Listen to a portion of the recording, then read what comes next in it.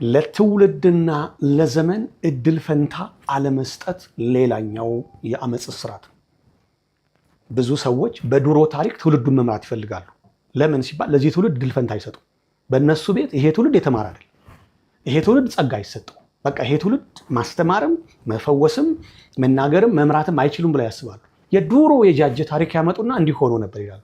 ከዛስ በቃ እንደዚህ መሆን አለበት። ይሄ አደገኛ አመጽ ነው።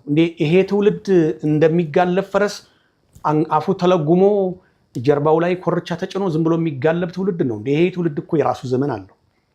ይሄ ትውልድ እኮ የራሱ ስልጣን አለው። ይሄ ትውልድ እኮ የራሱ ጸጋ አለው። ይሄ ትውልድ እኮ አምላክ አለው። የቀደሙ አባቶቻችንን ያሰለጠነ ጌታ ዛሬም ያሰለጥነናል እኮ። ትናንትና የባረከ አባት ዛሬም ይባርከናል እኮ። ለነ ሙሴ፣ ለነ ኤልያስ፣ ለነ አብርሃም፣ ለነ ያዕቆብ፣ ለነ ይስሐቅ ከዛም ለተነሱ ትልልቅ ሰዎች ጸጋን የሰጠ ለሐዋርያቱ ኃይልና ስልጣንን የሰጠ ዛሬም ከዚህ ትውልድ ጋር አለ። በትውልድ ጫንቃ ላይ ሁሉ እነ ጴጥሮስ ተጭነው ይጓዛሉ። እነ ጴጥሮስ ዘመን አበቃ እኮ። እነ ጴጥሮስን የተካው ትውልድ ደግሞ የነሱን አገልግሎት የራሱ እግዚአብሔር የሰጠውን ደግሞ ያገለግላል።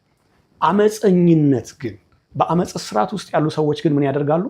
በጃጄ ታሪክ ይቅርታ፣ ይሄ የጃጄ የሚለው እንትን እንዳይሆንብኝ ንቀት ሆኖ እኔም ደግሞ የአመፅ ስርዓት ውስጥ እንዳልገባ ልጠንቀቅና ቀለል አድርጌ ልናገር። በቆዩ ስርዓቶች አሁን ትውልዱ መምራት የሚፈልጓሉ። ይሄ ትውልድ የራሱ ዘመን አለው። ይሄ ትውልድ የራሱ ፀሐይ አለው። ይሄ ትውልድ የራሱ ጨረቃ አለው። ይሄ ትውልድ የራሱ ሰማይ አለው። ይሄ ትውልድ የራሱ ምድር አለው። ይሄ ትውልድ የራሱን ታሪክ በራሱ ዘመን መጻፍ ይፈልጋል።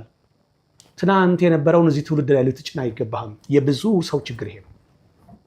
በተለይ ኢትዮጵያን እየጎዳት ያለው አሁን በፖለቲካውም በሃይማኖቱም ችግሩ ምንድን ነው ሲባል እንደ ድሮው መሆን አለባችሁ ይላሉ ጥቂት ሰዎች ተነስተው። አንሆንም ነው ደግሞ ትውልዱ። እንዴት ይሆናል? ምን ማለት ነው? የበግ ግልገል እንደ እናቷ ልትሆን አይችልም፣ ወይም እንደ እናቱ ሊሆን አይችልም። እንደ ራሱ ነው የሚሆነው። ግልገል ስለሆነ ዛሬ አትንቀውም፣ ነገ ትልቅ ጠቦት ይሆናል፣ ኮርማ አውራ ይሆናል።